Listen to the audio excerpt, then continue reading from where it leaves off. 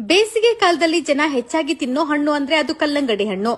ಪಕ್ಕದ ರಾಜ್ಯ ತಮಿಳುನಾಡಿನಿಂದ ಬೆಂಗಳೂರು ಹಾಗೂ ರಾಜ್ಯದ ಹಲವು ಜಿಲ್ಲೆಗಳಿಗೆ ಪ್ರತಿನಿತ್ಯ ನೂರಾರು ಲೋಡ್ ಕಲ್ಲಂಗಡಿ ಹಣ್ಣು ಬರುತ್ತೆ. ಹಾಗಾಗಿ ಈ ವಿಚಾರವನ್ನ ತಿಳಿದುಕೊಳ್ಳುವಂತಹ ಅಗತ್ಯ ಎಲ್ಲರಿಗೂ ಇದೆ. ಬಿಸಿಲಿನ ಧಗೆ ಹೆಚ್ಚಾಗಿದೆ, ತಂಪಾಗಿರೋಣ ಅಂತ ಕಲ್ಲಂಗಡಿ ಹಣ್ಣು ತಿನ್ನೋಕು ಮುಂಚೆ ಸ್ವಲ್ಪ ಎಚ್ಚರಿಕೆಯಿಂದ ಇರಿ.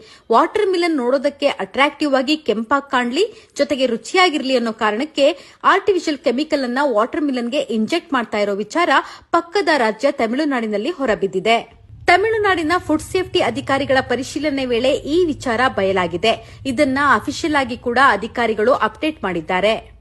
ಹಾಗಾದ್ರೆ ಕಲ್ಲಂಗಡಿ ಹಣ್ಣಿಗೆ ಕೆಮಿಕಲ್ ಹಾಕಿದ್ದಾರೋ ಇಲ್ವೋ ಅನ್ನೋದನ್ನ ಹೇಗೆ ತಿಳಿಯೋದು ಅಂದ್ರೆ, ನೀವು ಮಾರುಕಟ್ಟೆಯಿಂದ ತಂದಿರುವ ಕಲ್ಲಂಗಡಿಯನ್ನ ಕಟ್ ಮಾಡಿದ ನಂತರ ಕಾಟನ್ ಅಥವಾ ಟಿಶ್ಯೂ ಪೇಪರ್ನಿಂದ ಹಣ್ಣಿನ ತಿರುಳನ್ನ ಹೀಗೆ ಪ್ರೆಸ್ ಮಾಡಿ ನೋಡಿ. ಒಂದು ವೇಳೆ ಆ ಹತ್ತಿಗೆ ಯಾವುದೇ ಕಲರ್ ಅಂಟದಿದ್ದರೆ ಆ ಹಣ್ಣಿಗೆ ಯಾವುದೇ ಕೆಮಿಕಲ್ ಇಂಜೆಕ್ಟ್ ಆಗಿಲ್ಲ ಅಂತ